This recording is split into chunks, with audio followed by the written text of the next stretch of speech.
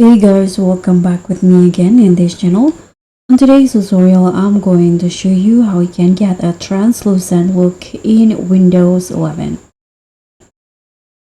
So if you want your desktop to look clean, modern and aesthetic, in this quick and easy tutorial, I'll show you how you can make your Windows 11 taskbar see-through with a gorgeous translucent or glass-like effect.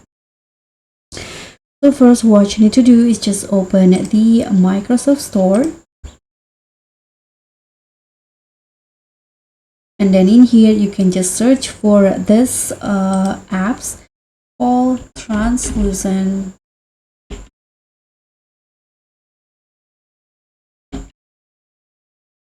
This one, translucent TB. You can just click on get and install it on your PC.